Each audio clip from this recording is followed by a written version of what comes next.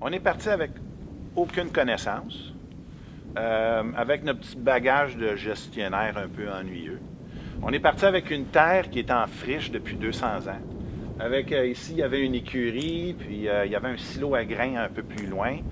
Puis on a travaillé dur, on a travaillé longtemps pour monter tout ça, pour faire en sorte que ça ressemble à un vignoble, qu'on soit capable de faire un beau produit de qualité, qui est capable de compétitionner les autres produits qui sont à la SAQ. Les meilleurs produits à travers le monde se retrouvent à la SAQ. Il faut que je sois capable de compétitionner contre ça. Puis dans quelques années, on va commencer à avoir d'autres vignes qui vont être dans la section un peu plus loin là-bas. On va voir beaucoup plus de pinots. On va voir un peu plus de d'autres cépages qu'on n'a pas encore identifiés, mais on sait qu'on va aller vers des cépages un petit peu différents.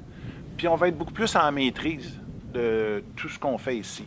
Exactement pour offrir un produit qui va être d'année en année très, très, très similaire. Être vigneron, c'est, pour une personne comme moi qui a travaillé en gestion de projet, en redressement de projet, c'est d'apprendre énormément à lâcher prise. La météo, c'est la météo. On n'a pas le choix là-dessus. Il faut s'adapter en conséquence. Fait que quand on a un froid qui est arrivé rapidement, comme cette année, il faut que tu t'adaptes en conséquence. Puis quand on a beaucoup de chaleur dans l'été, il faut que tu t'adaptes en conséquence. Fait qu'être vigneron, c'est un petit peu ça. C'est de lâcher prise à un moment donné, puis toujours être en train de t'adapter à la situation que tu rencontres, à la température que tu as, à la rétroaction d'un client, à une cuve qui ne fait pas exactement ce que tu as le coup qu'il fasse, une malolactique qui n'est pas partie, ou peu importe. Donc, c'est ça d'être vigneron. C'est tout le temps de s'adapter, de s'ajuster en conséquence de la réalité qui t'est donnée. Le choix d'une terre, c'est pas quelque chose qui est simple. Parce que c'est pas. Quand tu regardes une terre qui est en friche, par exemple, tu sais pas si elle est bonne ou non. Fait qu'on a été chanceux, on avait on connaissait un club d'agronomie indépendant qui sont venus analyser un petit peu le sol. Puis, qu'est-ce qu'ils nous ont dit? C'est qu'il y a beaucoup de calcaire dans ce sol-ci. Puis c'était une terre qui était relativement sèche. Donc, il n'y avait pas beaucoup d'eau à l'intérieur. Pas une grosse terre noire comme on peut en voir un petit peu plus loin par là-bas, vers Saint-Rémy, tout ça. Mais vraiment une terre rocailleuse, une terre un peu pauvre d'un certain côté. Puis c'est un coin aussi de pommes. Puis la plupart du temps, quand c'est un coin de pommes, ça va être pas pire pour la vigne. C'est pas un pour un, mais ça se ressemble beaucoup.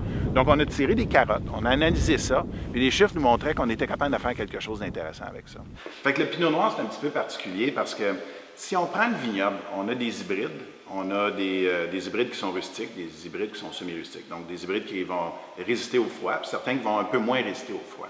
On a une partie qui est plus expérimentale, qui est le pinot, donc un vinifera.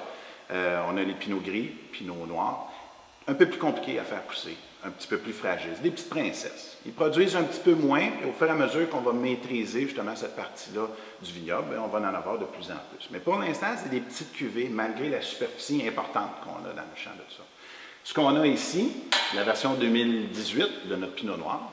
Donc, on est très fiers d'avoir été capable de prendre un cépage qui est aussi noble que le pinot noir, et d'être capable de l'offrir, justement.